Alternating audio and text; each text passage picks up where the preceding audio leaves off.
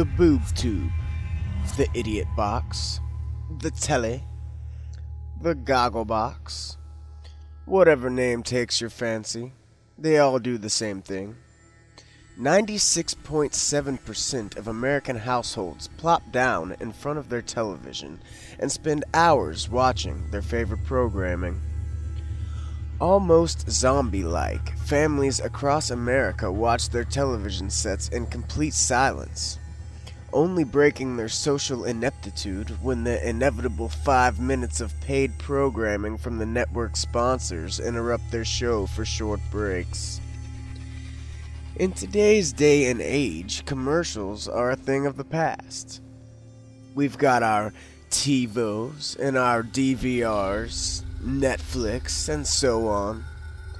These technological advances in media have rendered most forms of media-related advertisement virtually unwatched.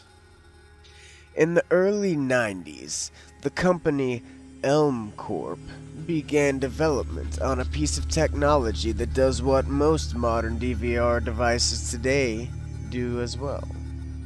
It would give everyday Americans the ability to pause, fast forward, rewind, and even record their favorite shows onto a small cable box. On June 20th, 1993, near 100 prototypes had been released to households around America. Many of the families were confused at first due to the device's lack of any means to plug it into their television set. The small box simply needed to be set atop or near a television, and the remote controller user interface would display on the screen. User reports state that children ages 5 to 12 would act strange after constant exposure to the Elm Corp device. Aggressive behavior, anti-socialism, and in rare cases, nosebleeds. Many of the beta testers had been forced to send the prototype back to the company because of the constant image distortion during programs. A few families had even claimed to hear distorted dialogue completely unrelated to the corresponding program.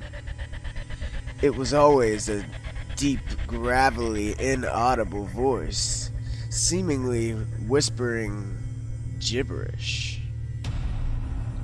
One family, the Adams, had the most unique experience. In the first few months, the product worked like a charm. It was everything that we thought it would be and more. Our 14-year-old son enjoyed the product most of all. Being able to record his favorite shows and access them at any time was a big deal for him. Every day he would come home from school at around 4 p.m. My wife and I would come home from our jobs around 6 or 7. Our son's job was to do his chores, finish his homework, you know, normal stuff for a kid his age. Now, he'd finish his chores, do his homework, but then he'd always go back to that damned TV. We thought nothing of it at first, but a few months later he started acting strange, talking to himself, constantly having nosebleeds, not speaking to his friends, acting distant. One day, we come home. He's sitting in the living room, no lights on, watching one of his action shows. He wouldn't respond to me. I kept shouting his name, but he wouldn't turn around. Something was wrong. The TV started making these strange noises, like coughing almost. The TV set had displayed random colors on the screen, and when we looked at our son, his eyes, they were glazed over. There were scars all over his face. It was terrifying. He was still conscious, breathing, and so we took him to the hospital, where he died.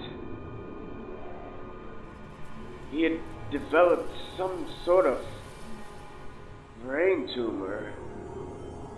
I don't know how this happened, but we pray this doesn't happen to anybody else. The beta test had ended on August 10th, 1994, a day after the death of the Adams child. Every last box had been returned to the company. Elm Corp's CEO, Ned R. Elmsman, had nothing to say regarding the boy's death or any other strange incident for that matter. The final version of the product had never been released.